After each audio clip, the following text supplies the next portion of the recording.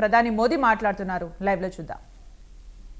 इन शहरों के बीच भी वंदे भारत की नई सेवाएं शुरू हुई है। वंदे भारत में गति भी है, वंदे भारत में आधुनिकता भी है और वंदे भारत में आत्मनिर्भर भारत का गर्व भी है। बहुत ही कम समय में वंदे भारत से 1.5 करोड़ से अधिक यात्री सफर कर चुके हैं। विशेष तौर पर युवा पीढ़ी को ये ट्रेन बहुत पसंद आ रही है।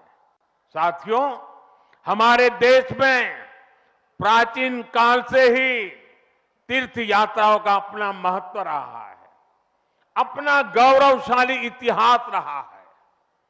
बद्री विशाल से सेतुबंध रामेश्वरम की यात्रा, गंगोत्री से गंगा सागर की यात्रा, द्वारकाधीश से जगन्नाथपुरी की यात्रा, द्वादश ज्योतिर्लिंग की यात्रा, 4 धामों की यात्रा, कैलाश मानसरोवर यात्रा, कांवड़ यात्रा, शक्ति पीठों की यात्रा, पंढरपुर यात्रा, आज भी भारत के कोने कोने में कोई न कोई यात्रा निकलती रहती है। लोग आस्था के साथ उनसे जुड़ते रहते हैं। तमिलनाडु में भी कई यात्राएं प्रसिद्ध हैं। शिवस्थल पाद यात्रिरई, मुरुगनंकु कावड़ी यात्रिरई, वैष्णव तिरुपति यात्रिरई, अस्मन तिरुत्तल यात्रिरई, केरला में सबरीमाला यात्रा हो, आंध्र तेलंगाना में मेदाराम में समक्का और सरक्का की यात्रा हो, नागोबा यात्रा, इनमें लाखों की संख्या में श्रद्धालु जुड़ते हैं। यहां बहुत कम लोगों को पता होगा कि केरला में भगवान राम और उनके भाइयों भरत, लक्ष्मण और शत्रुघ्न के धाम की भी यात्रा होती है। ये यात्रा नालंबम यात्रा के नाम से जानी जाती है। इसके अलावा देश में कितनी ही परिक्रमाएं भी जारी रही है। गोवर्धन परिक्रमा, पंचकोशी परिक्रमा, 84 कोसी परिक्रमा, ऐसी यात्राओं और परिक्रमाओं से हर भक्त का ईश्वर के प्रति जुड़ाव और मजबूत होता है। बौद्ध धर्म में भगवान बुद्ध से जुड़े स्थलों गया, लुम्बिनी, कपिलवस्तु, सारनाथ, कुशीनगर की यात्राएं होती हैं। राजगीर बिहार में बुद्ध अनुयायियों की परिक्रमा होती है। जैन धर्म में पावागढ़, समेत शिखर जी, पालीताना, कैलाश की यात्रा हो। सिखों के लिए पंचतख्त यात्रा और गुरुधाम यात्रा हो। अरुणाचल प्रदेश में नॉर्थ ईस्ट से परशुराम कुंड की विशाल यात्रा हो। इनमें शामिल होने के लिए श्रद्धालु पूरी आस्था के साथ जुड़ते हैं। देश भर में सदियों से हो रही इन यात्राओं के लिए वैसा ही समुचित इंतजाम भी किए जाते हैं।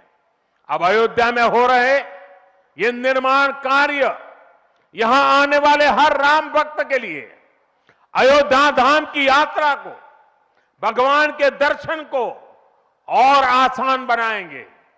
साथियों, ये ऐतिहासिक क्षण बहुत भाग्य से हम सभी के जीवन में आया है।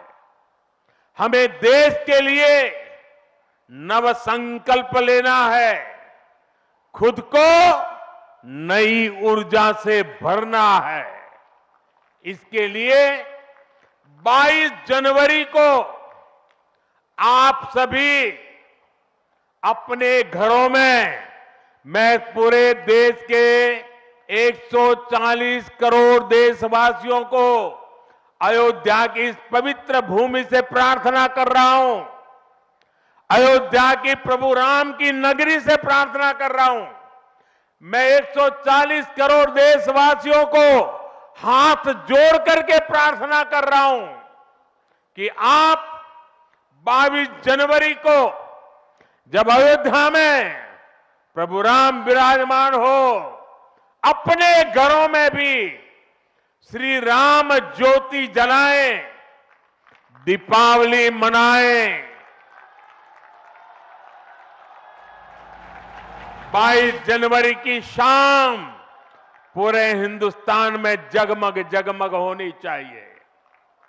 लेकिन साथ ही मेरे सभी देशवासियों से एक करबद्ध प्रार्थना और भी है। हर किसी की इच्छा है कि 22 जनवरी को होने वाले आयोजन का साक्षी बनने के लिए वो स्वयं अयोध्या आए। लेकिन आप भी जानते हैं कि हर किसी का आना संभव नहीं है। अयोध्या में सबका पहुंचना बहुत मुश्किल है और इसलिए सभी राम भक्तों को, देश भर के राम भक्तों को, उत्तर प्रदेश के विशेष करके राम भक्तों को मेरा हाथ जोड़ करके प्रणाम के साथ प्रार्थना है, मेरा आग्रह है कि 22 जनवरी को एक बार विधि पूर्वक कार्यक्रम हो जाने के बाद 23 तारीख के बाद अपनी सुविधा के अनुसार वो अयोध्या आए। अयोध्या आने का मन 22 तारीख को न बनाए। प्रभु राम जी को तकलीफ हो ऐसा हम भक्त कभी कर नहीं सकते हैं। प्रभु राम जी पधार रहे हैं तो हम भी कुछ दिन इंतजार करें। 550 साल इंतजार किया है, कुछ दिन और इंतजार कीजिए। और इसलिए सुरक्षा के लिहाज से, व्यवस्था के लिहाज से मेरी आप सबसे बार बार प्रार्थना है कि कृपा करके, क्योंकि अब प्रभु राम के दर्शन, अयोध्या का नव्य भव्य दिव्य मंदिर आने वाली सदियों तक दर्शन के लिए उपलब्ध है। आप जनवरी में आए, फरवरी में आए, मार्च में आए, 1 साल के बाद आए, 2 साल के बाद आए, मंदिर है ही।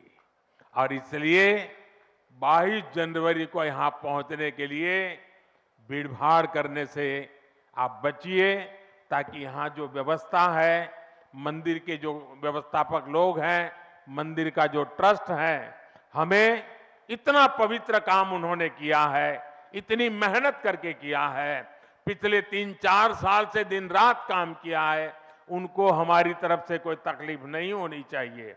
और इसलिए मैं बार बार आग्रह करता हूं कि 22 को यहां पहुंचने का प्रयास हम न करें। कुछ ही लोगों को निमंत्रण गया है, वे लोग आएंगे और 23 के बाद सारे देशवासियों के लिए आना बड़ा सरल हो जाएगा। साथियों, आज मेरा एक आग्रह मेरे अयोध्या के भाई बहनों से है।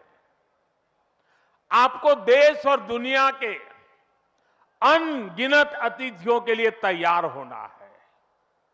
अब देश दुनिया के लोग लगातार हर रोज अयोध्या आते रहेंगे।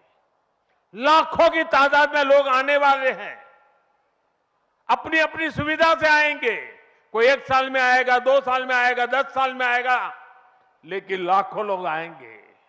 और ये सिलसिला अब अनंत काल तक चलेगा, अनंत काल तक चलेगा।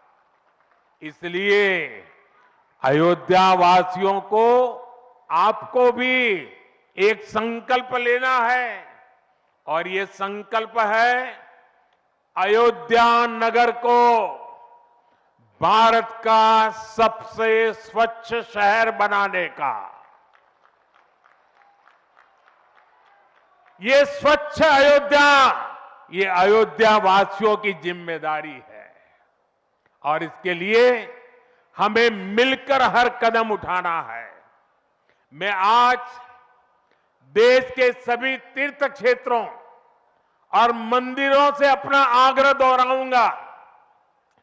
देश भर के लोगों से मेरी प्रार्थना है, भव्य राम मंदिर के निर्माण के निमित्त एक सप्ताह पहले 14 जनवरी मकर संक्रांति के दिन से पूरे देश के छोटे मोटे सब तीर्थ स्थलों पर स्वच्छता का एक बहुत बड़ा अभियान चलाया जाना चाहिए।